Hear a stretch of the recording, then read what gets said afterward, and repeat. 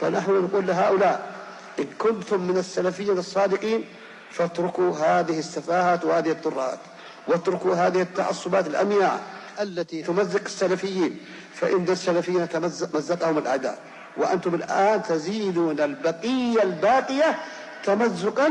إذا ينتهي الأمر أن تتلاشى السلفية وتضيع بهذا السلوك الأعوج والسلوك الأعمى الذي لا يدرك أصحابه ما تحت أقدامهم. فليتقوا الله في هذه الدعوة. السلف ما كانوا يخطئون. الصحابة يقع منهم الخطأ، التابعين يقع منهم الخطأ، الأئمة الأربعة يقع منهم الخطأ، أتباعهم يقع منهم الخطأ، ابن تيمية يقع منهم الخطأ، ابن القيم، غيرهم. ابن تيمية أخطأ، بارك الله فيك، العز والجل له أخطأ. لا، الهدف الأساسي من وراء هذا تمزيق السلفيين. فانتبهوا يا معشر السلفيين، يا من عنده أدنى رصيد، مو كل الرصيد السلفي، أدنى رصيد السلفي، اتق الله وادرك مخاطر هؤلاء ومكايدهم وأهدافهم إن كان عندك عقل وإدراك. أقول هذا ووصل هذا لكل من يخدع بهؤلاء. أناشدهم الله أن يتركوا هذه الأساليب، فإنها أساليب تفريق وتمزيق لخلاصة الأمة السلفيين الطائفة المنصورة. بارك الله فيكم.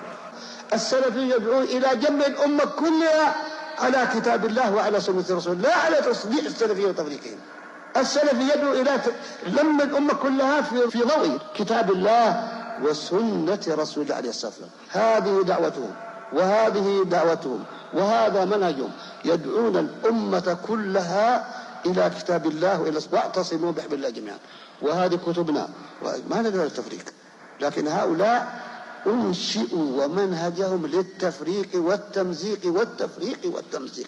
هذه غايتهم وهذا هدفهم، وهم مجندون من أعداء الإسلام لا شك. ليس هناك دافع إنساني أو سلفي إلى هذا التفريق والتمزيق. وادركوا هؤلاء. تفضل بارك الله فيكم. يا عصبة الحق يا أهل المروءات، نشدتكم أطفئوا نار الخلافات، نشدتكم أغمدوا أسيافكم كارما، وضمدوا بالإخاء كل الجراحات. دعوا الخلافات لا كانت فإن لها وقع السيوف على جيد وهامات. ما في الخلافات من خير ولا راشد ما دام منشاؤها الإثبات للذات. أخ يعادي ويطغى في العداء أخا بغير جرم سوى محض اتهامات. وذا يسفيه هذا دون ما حجج، وذاك يجرح هذا دون إثبات. فيما الخلاف ونهج الحق يجمعكم وتهتدون بآثار وآيات. فيما الخلاف وما منكم ذو بدع ضلوا السبيل وتاهوا في المتاهات. فيما الخلاف وأنتم أمة وسط لها المنيران من بين الجماعات.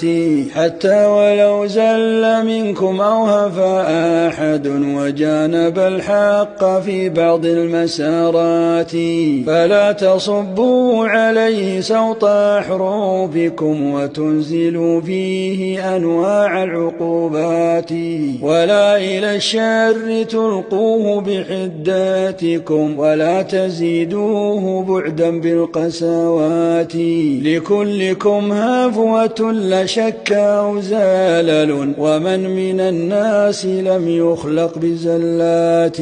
لا بأس بالنصح في رفق يزينه، ما أجمل النصح في لطف العبارات. والحق ليس بمحصور على أحد وليس حكرا على بعض الشعارات. الحق في سنة المختار شمس ضحى، وفي هدى الله خلق السماوات. ترفقوا يا بني قوم ببعضكم فإنكم قلة بين البريات. صرنا جزيئات في الدنيا مجزاءة، فهل تريدون تجزئ الجزيئات؟